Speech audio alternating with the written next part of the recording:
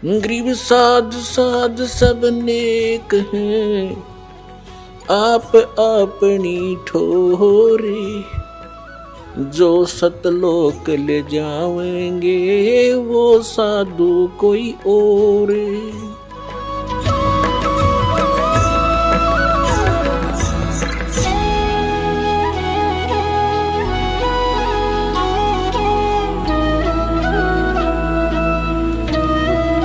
अब प्रसंग जो चला था कि समर्थ का सरना गहो रंग होरी हो, भाई कदे न हो ए काज राम रंग होरी हो। कहते समर्थ की शरण गहो, समर्थ की शरण में आ जाओ, फिर कभी अकाज नहीं होगा, आपका कोई मिस हैपनिंग नहीं होगी आपके। ये सत्कर मान लेना, पूरे विश्वास के साथ लगना, ये वो समर्थ है कबीर साहब।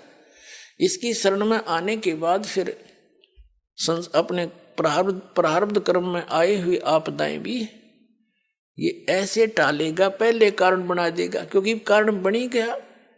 आप सत साधना कर रहे हो, आपका एक एक सांस बहुत कीमती है। आप जो दान पुण्य करते हो ठीक ठिकाने हो रहा है। पहले तो हम बाढ़ में गिरा थे, कि तो कुछ डाल दिया, कि तो श्राद्ध निकाल दिए, कि तो 500 लत्ते दे दिए, कपड़े, ये कोई दान था? 100 रुपये की बूंदी बांट देते, मंगलवार के दिन काक पीटते फिरा करते, धर्म कर दिया, वो खाक धर्म था। कहते हैं जिन हर जैसा सुमरिया, ताको तैसा लाभ, ओसा प्यास न भाग ही, जब लग दसे नि आब। कहते हैं जैसी जिसने परमात्मा की भक्ति धर्म साधना की है, उसको उतना ही लाभ मिलेगा। ओस चाटने से प्यास नहीं बुझती, और गिलास गट गट पीवे उससे प्यास बुझा करे। हम ओस चाट रहे थे जो इस भक्ति को छोड़कर अन्य जो पुण्य दान करते थे, तो उससे आत्मा की तृप्ति नहीं हो रही थी। अब आपको गिलास के गिलास पिलाए जाएंगे यहाँ पर उस परमात्मा के अमृत के। 500 यज्ञ होती हैं यहाँ पर, 500 यज्ञ इस पृथ्वी पर अगर यदि कहीं पर है तो सतलोक आश्रम बरवाला हरियाणा के अंदर है। एक यज्ञ है धर्म की, दूसरी यज्ञ है ध्यान, और तीसरी यज्ञ हवन की, चौथी यज्ञ परिणाम, और 5वीं यज्ञ है तत्व ज्ञान। तो 500 यज्ञ आपकी यहाँ पूर्ण होती हैं। एक तो धर्म यज्ञ, जैसे आप यहाँ आते हैं, क्योंकि यहाँ कोई भोजन के लिए नहीं आते बच्चे, बहन बेटियां भाई, परमात्मा के लिए आते हैं। और भोजन तो शरीर की आवश्यकता, ये तो आवश्यक है। तो यहाँ जो किया गया दान आपका मर्यादावत दान है, और फिर इस दान से फिर हर तरह की यहाँ पर कोई प्रचार में उसी का अंश लगता है, भोजन भंडारे में लगता है, ये रजाई कंबल मंगाने के लिए लगता है, सेट झोपड़ी डाली इसके लिए लगता है। तो ये सब तरह का आपका सामूहिक लाभ आपको प्राप्त हो रहा है। ये तो धर्म यज्ञ। एक अनजान व्यक्ति आ गया और उसके साथ एक और था, 2 जने, वो दोनों अनजान आ गए आश्रम में, और उन्होंने बाहर ऊट पटांग सुन रखी थी हमारे बारे में। तो उनमें से एक ने बोला, यहाँ खाना खुना खाया, उसने सारी व्यवस्था देखी। एक ने कहा कि भाई नो बाहर न्यू कह रहे थे, मजाक कर रहे थे, नो कहे, उसने तो न्यू कहे रामपाल बोला भगवान उतर रहा है। तो दूसरा बुद्धिमान था उसके साथ, ने बोला भाई ऐसा धर्म होने लग रहा है यहाँ पर, ऐसा भोजन भंडारा, यहाँ तो भगवान ना उतर रहा उन्हें तो उतर जा। और उसने क्या उदाहरण दिया कि पहले पुराने समय में हमने देखा, एक 2 मन चावल बनाया करते धर्म के नाम पे, और वर्षा हो जाया करती, मीठे चावल बना के खाया करते गांव में हैं। और यहाँ तो भाई कमाल हो रहा है, ये तो भंडारा के कुछ आज तक हमने देखा नहीं सा, जो मांगे वही वस्तु उपलब्ध है, छक छक खाओ, कोई वो खाओ, कोई पूछताछ नहीं। तो भाई ये काम भगवान बिना नहीं हुआ करते। तो पुण्यात्मा सत्कर मान लेना, जो धर्म और जो व्यवस्था यहाँ पर हो रही है ये विश्व में नहीं है, और ये कबीर भगवान बिना नहीं हो सकती। वो कबीर परमात्मा कर रहे हैं, हम तो दास है उनके। हमें तो निमित्त बना के बैठा रखा है आपके लिए, लेकिन सारा कुछ वो परमात्मा आप अपने बच्चों के लिए कर रहा है। पूरा विश्व उसके बच्चे हैं, पूरे विश्व, कीड़ी से लेकर हाथी, सब जूनी में जितने कष्ट पा रहे हैं सब के लिए चिंतित है। अब ऐसा मुहिम चली है या ये फिक्स टाइम है परमात्मा का। अब जैसे जगह जगह मोबाइलों में आप परमात्मा की वाणी, आरती, मंत्र चल रहे हैं, कोई खेतों में कर रहा है, कोई मजदूरी कर रहा है, कोई दुकान पर, कोई अपने नौकरी पर, तो सब जगह ये वाणी परमात्मा की चलती है, आरती होती है, तो पड़ोसियों को भी लाभ होता है इसका। अब जैसे कोई घर में हलवा बनावे, हलवा पड़ोसी को खाने को, साथ वाले मकान को, खाने वाले को नहीं मिलता, तो महक तो बढ़िया मिला है उसने तो एक कोई गोबर गेर रहा हो अपने घर में, तो एक कोई गोबर गेर रहा, उसके अंदर उसकी बदबू पड़ोसिया ने विशेष दर अपने आप को भी हानि करे। तो इसी प्रकार पुण्यात्माओं, ये परमात्मा की जो महिमा है, ये परमात्मा की जो महिमा दूर तक असर करे है। ये चींटी, हाथी, इन सब जीव जंतुओं पर भी इसका प्रभाव होता है। इनके जो पाप हैं वो नरम हो रहे हैं, कम हो रहे हैं। जैसे एक पड़ोसी लारा रागनी और फिल्मी गाने चलावे हैं और कोई ऐतराज नहीं किसी ने। एक भक्त कह रहा था, जी मैंने थोड़ी सी आरती ऊंची कर दी, 10 उलाने देन आ गए। इन्होंने बोले अपने भीतर भीतर चलाया करो, अंदर अंदर कान ना फोड़ो हमारे बता।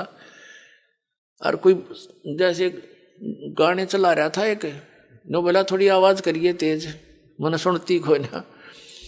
वह गाने की तो आवाज तेज करावे, आरती की मंदी करावे, कोई बात नहीं, फिर भी इसका असर होता है। अब जैसे किसी को सर्प डस जाता था, पहले आध्यात्मिक तरीके से इलाज किया जाता था। इलाज करने वाले को गारडू बोला करते थे, सपेरा। वो एक मंत्र सिद्ध कर लेता था भगवान की वाणी का, और उस मंत्र को उस मूर्छित सर्प दसे हुए व्यक्ति पर, बेहोश पर बोलता रहता था, बार बार बोलता रहता था। उस मंत्र को ना तो वो बोलने वाला जिस पर बोला जा रहा है वो सुन रहा है, वो तो अचेत पड़ा है, लेकिन उस मंत्र ने उसके विष को उतार दिया और वो सचेत हो गया, जीवित हो गया। ऐसे ही ये सभी जितने जीव जंतु हैं, इनके ऊपर पाप कर्म इतने जबरदस्त है, और आप अन्य मनुष्य भी, तो वो अचेत पड़ी है उनकी आत्मा। इस परमात्मा की वाणी को बेशक वो ना सुन सकते, ना समझ सकते और ना भी चाहते, और ये चल रही है, तो उनके बहुत से पापों को ये खत्म करेगी वाणी, और फिर ये सचेत हो जाएगी आत्मा। फिर एक दिन भूख लगेगी उसको भी भगवान की। तो ये इस प्रकार प्रचार कर रखा भगवान ने। तो इस प्रकार सभी जीव जंतु जो इस परमात्मा की वाणी की रेंज में आएंगे, उनको भी धीरे धीरे मनुष्य जीवन मिलना शुरू हो जाएगा अभी, और उनका भी कल्याण होगा। पूरे विश्व में ये परमात्मा की महिमा जाएगी और सबका कल्याण होगा। अब जो प्रसंग चल रहा है, एक यज्ञ है धर्म की, यहाँ पर जो धर्म किया जाता है, भंडारा चलता है, सेट बनाए जाते हैं आपके लिए, ये रजाई सेवा, रजाई तैयार की गई है बच्चों के पैसे से, तो आपके ही पैसों से, तो ये पुण्य हो रहा है आपका। दुखी आत्मा आते हैं, क्योंकि वो परमात्मा के बच्चे हैं, वो घनी पुण्यकर्मी प्राणी हैं, जो सतलोक आश्रम बरवाड़ा के अंदर जिनके कदम टिकते हैं। आम जनसाधारण नहीं है वो, हमें मालूम, आपको तो पता नहीं। चाहे किसी भी कारण से आते हैं, कोई परमात्मा पाने आता है या कोई संकट निवारण के लिए आता है, वो बहुत पुण्यकर्मी प्राणी है। ना देश भरा, ये पूरा हरियाणा रहा, यहाँ से कितने आते हैं और कहाँ से आप आ रहे हो। आप उस परमात्मा के लाडले बच्चे हो, और ये भी उसी के बच्चे हैं, लेकिन ये अभी अचेत हैं। यहाँ ये परमात्मा की वाणी टीवियों के माध्यम से, अपने मोबाइलों के माध्यम से चल रही है, तो ये भी सचेत हो जाएंगे एक दिन, इनको भी आना पड़ेगा। यहाँ पर सभी को जरूरत है भगवान की। और एक यज्ञ है धर्म की, दूसरी यज्ञ है ध्यान। ध्यान कोई ये हठ योग नहीं है संतों का, सहज समाधि है। जैसे आप सत्संग में आने की नियत करते हो, काल ने 36 पंगे पा रखे आपकी जान ने, किसी की तो सासू लड़े, किसी का ससुरा धमकावे, किसी का बेटा करड़ा हो जा कि जाओगे तीसरे दिन झोला उठा के। कोई बेटा चाहता तो पिताजी आंट लगावे, कह माँ धमकावे। तो उसके लिए आप पहले ही कई दिन पहले ऐसा माहौल बनाने की चेष्टा करते हो, घना तक काम करोगे, सारे काम न करके न सोचो चलते समय कोई ना ना कर दे, तो वो जो कुछ भी आपका चिंतन है वो ध्यान है, वो परमात्मा के शुभ संस्कारों में आपका लिखा जाएगा। और एक फिर यहाँ आते हो तो मालिक के सिवा दूसरी बात नहीं। ठीक है, कोई रिश्तेदार मिलता है तो 2 मिनट राम रमी होती है, उसके बाद फिर परमात्मा की चर्चा है, कोई दुख बता रहा है, कोई सुख बता रहा है, तो ये सब ध्यान में ही आती है परमात्मा की चर्चा में। तो उसका ध्यान रहता है यहाँ आने के बाद, और सारी टेंशन दूर हो जाती हैं और यहाँ परमात्मा का जिक्र चलता है। तो दिस इज मेडिटेशन। मेडिटेशन क्या होता है? सहज समाधि है। ये हठ योग नोट मेडिटेशन, ये तो बकवाद है संतों के मार्ग में। इससे तो सिद्धि विद्धि आ जाती है और उससे फिर अपना जीवन नाश होता है। अब जैसे किसी को कोई टेंशन हो जाती है और रह रह कर उसका दिमाग वहीं जाकर टिक जाता है, तो वो मेडिटेशन कर रहा है उसका, वो मेडिटेशन हो रहा है उसका, वो सहज समाधि है। तो इसी प्रकार जब परमात्मा में आपका ऐसे बुद्धि टिकेगी, रह रह कर वहीं आकर सेट होने लग जाएगी, तो वो आपका मेडिटेशन है, वो है ध्यान यज्ञ। तो परमात्मा की लीलाओं से परिचित, फिर यहाँ के दुखों से परिचित प्राणी फिर रह रहकर मालिक को याद करेगा, रह रहकर उसकी कसक उठेंगी, तो वो ध्यान है। फिर तीसरी यज्ञ है हवन की। यहाँ पर जितने भी पाठ रखे जाते हैं प्रत्येक की अलग से ज्योति जलाई जाती है। इस वजह से 500 पाठ हो गए एक महीने में, तो 500 किलो घी यानी 5 क्विंटल घी का हवन किया जाता है। हवन की विधि सिंपलेस्ट है और यही है अंतिम। वेदों में भी ज्योति यज्ञ का ही प्रमाण है। एक रुई की छोटी सी ज्योति बनाते हैं, उसको जला देते हैं, उसमें 2.5-3 किलो घी डाल दिया जाता है। 3 दिन में इतनी सी रुई से 2.5-3 किलो घी सवा हो जाता है। ऐसे ही 5, 7, 10, 20 वो लगा करके हम 5 क्विंटल घी को हवन कर देते हैं। उसमें कार्बन डाइऑक्साइड तो ही मेरे ख्याल में 20 ग्राम रुई जलने की, और जो ये हवन हो गया 5 क्विंटल घी का। तो और पहले लकड़ियों पर करते थे ये दूसरे जो वैदिक लोग, लकड़ियों का बठ बाड़े और फिर उस पर 4 चम्मच घी की गेरे और 1 किलो लकड़ी फूक दे। बता क्या हवन होया, वो कार्बन डाइऑक्साइड बराबर होगी बात है। तो ये सिंपलेस्ट वे बताया था परमात्मा ने, और सबके घरों में होया करती है। हमने खूब देखा चलाती तो आली सुखी करके बुढ़िया हमारी दादी, पर जोत जरूर जगाया करती शाम ने। अब इन राधा स्वामी धन धन सतगुरु सरसाले और निरंकारिया नरी सब ने इन्हें ये बंदा करवा दिए सारे। जय गुरुदेव वाला ने कहना हम तो अंदर की जोत देखेंगे, अंदर की जोत काल की देख लो। उसने कह देखोगे वो काल बैठा भीतर, मुर्गा बनाओगा तुमने। वो थोड़ा बहुत पुण्य हवन का होता था वो बंद करवा दिया।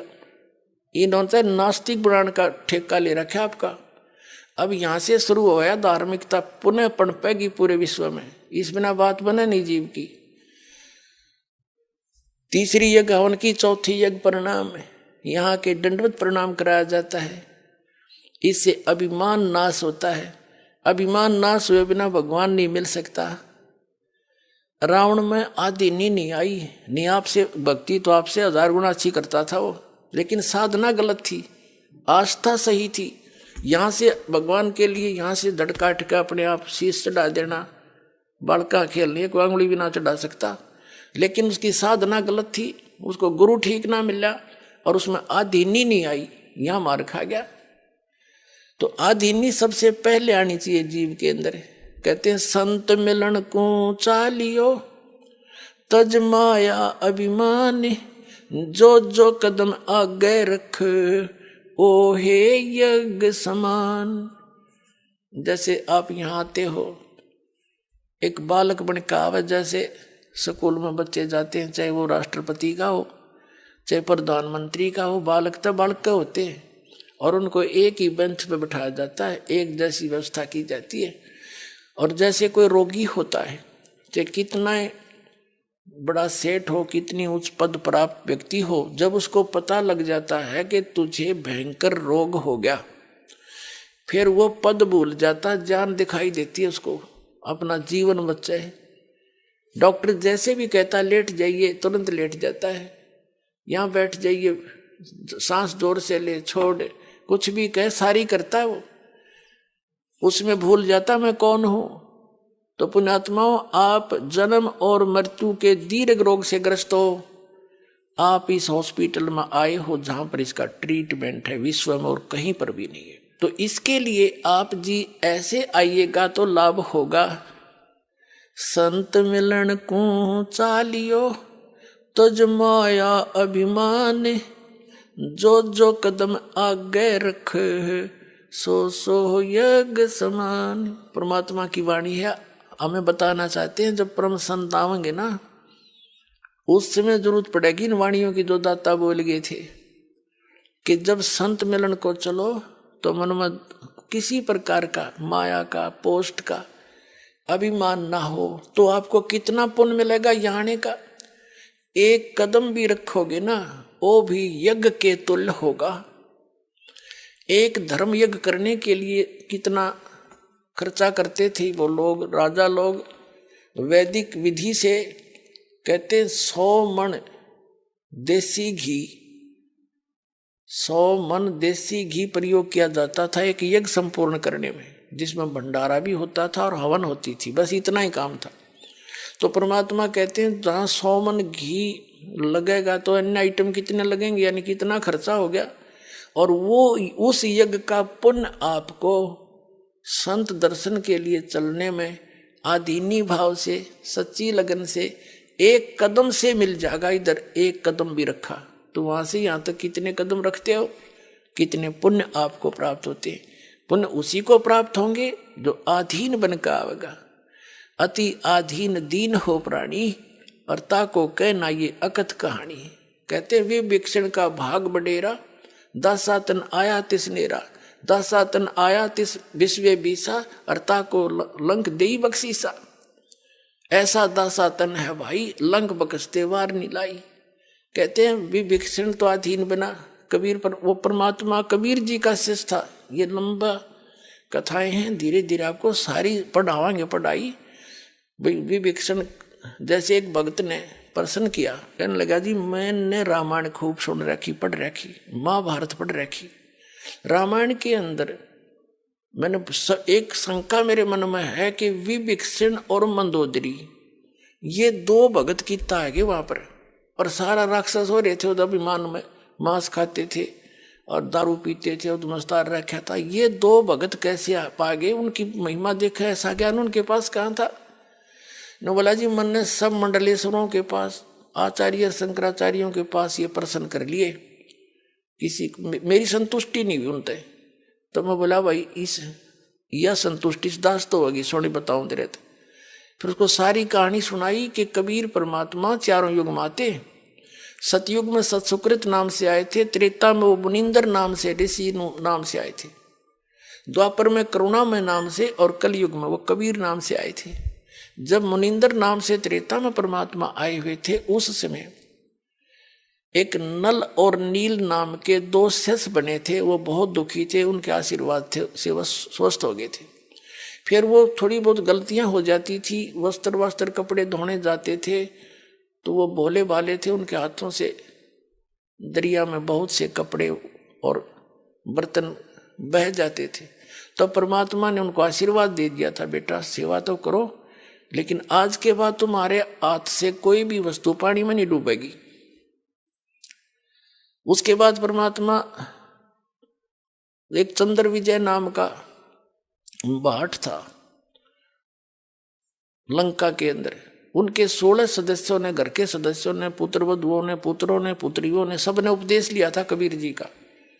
और उस भाट, वो भाट जाता था राजा रावण के वहां पर, उन गीत ज्ञात सुनाने, उसकी महिमा गाता था। और उसकी पत्नी जो कर्मवती थी वो जाती थी मंदोदरी को चुटकुले चटकुले सुना के, उसने बूंदी अच्छी सुना के ज्ञान सुनाया करती थी। और जब उसने ये ज्ञान हुआ, उस कर्मवती ने भाट चंद्र विजय की पत्नी को परमात्मा का ज्ञान हुआ, तो फिर मंदोदरी को वो ये ज्ञान सुनाने लगी, ये वचन परमात्मा की महिमा के। तो मंदोदरी ने बोली ये कर्मवती चंद्र विजय की पत्नी भाटनी से कि तेरे अंदर तो सारा गोबर भरा था, सारी बेहुदी बात कराया करती, तू आज ये अमृत वचन की तले आई। तब उसने बताया कि हमारे घर भगवान गुरु जी आते हैं, उन्होंने मुझे ज्ञान दिया मंदोदरी, और ऐसा ज्ञान है मेरा जी करे तो सारे ने बता दूँ। फिर मंदोदरी खूब सुनती, बोली तू उन बकवादा ने छोड़ी, मुझे ये ज्ञान सुनाया करे। और कहने लगी तेरे गुरु जी आओ ना, उसने मेरे पास लाइए बुला के। अब उस कर्मवती ने परमात्मा कबीर जी जब गए, मुनिंदर जी ऋषि रूप मारे थे, तब एक उसने कहा महाराज जी मेरी जो मंदोदरी रानी है रावण की, मैं वहाँ जाती हूँ और मैंने आपका ज्ञान सुना है, उसको बहुत अच्छा लगा। तो वो कह रही है कि मेरे पास बुला लो एक बार। ने बोला बेटी मैं ना जाऊँ, उसकी गरज पड़े तो यहाँ आ जाएगी, मैं वहाँ जाऊँ मन मानो उसका पति नाराज हो जा, मैं नहीं जाऊँगा वहाँ पर। तो कर्मवती गई, जाके कहा कि बहन गुरुजी ऐसे ऐसे कह रहे हैं, और देख संतों को बुलाना नहीं चाहिए, खुद जाना चाहिए। तो मंदोदरी का समझ में आ गई, पुण्यात्मा थी, ने बोली चल मैं चलती हूँ। महाराज के दर्शन करे, बात सुनी, दीक्षा ले ली, शेष बन गई वह उसकी परमात्मा की। फिर वो ज्ञान ऐसा है, ये आप रुक नहीं सकते दूसरे को बताए बिना। ऐसी रजा कर रखी दाता ने, ये भ्रंग बना देता है बार बार सुना के, उसने फिर आगे सुनाना पड़ता है कि इसका भी कल्याण हो जाए। उसकी रावण तो सुना नहीं था, क्योंकि वो तो दारू पीवा धड़ी पक्की रावण खा कर मांस सो जा। उसका देवर था विभीषण, उसको लगी समझान, उस काफी वो सुनता रहा, बहुत ध्यान से सुना। तो वो कहने लगा कि आपने कल्याण करा लिया, फिर मुझे भी तो कल्याण करा, मेरा भी। तो परमात्मा से उसको भी ज्ञान नाम दिलवाया, और सारा ज्ञान समझ के वो दोनों भगवान के अधिकारी बन गए। बाकी उस लंका में कोई नहीं मान्या। तो पुण्यात्मा उसको मैंने समझाया कि ये जो दोनों हंस थे, ये परमात्मा के ज्ञान से परिचित थे। इसलिए मंदोदरी ने रावण को कैसा ज्ञान दिया है कि कर्म बिगाड़ रहा तू अपने, और ऐसे दुष्ट कर्म करते हैं पर प्रक्रिया पर तू नीत खराब कर गया, सूरवीर होकर के तू ऐसी गलती कर रहा है। तो ये ज्ञान तब दिया, तब उन्होंने बोला जी आज पेटा भर गया मेरा। बाकी ये बात से तो थारी उठपटांग सी कथा तो मेरा समझ में आ नहीं रही, पर होगा अवश्य ऐसा ही। लेकिन 100 का 100 सत्य है पुण्यात्माओं। ये कहते हैं रावण जिस लंका को अपनी ताकत से और अपने अन्य साधनाओं से प्राप्त करके रख नहीं सका, और वो लंका उस कबीर भगवान के भगत को मिली। कहते जैतन राजपाट भी चाहिए कर हमारा ये ध्यान, यह बीमारी भी हम काटेंगे तेरी।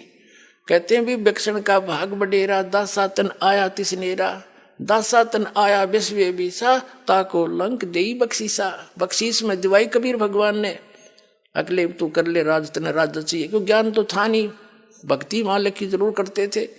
तो अब वो सभी प्राणी जन्म लेते हुए आ रहे हैं, अब सबका मोक्ष होगा। ये है वो यथार्थ ज्ञान, और यहीं पर पूरा समाधान प्राप्त करो और कल्याण कराओ। बोलो सतगुरुदेव।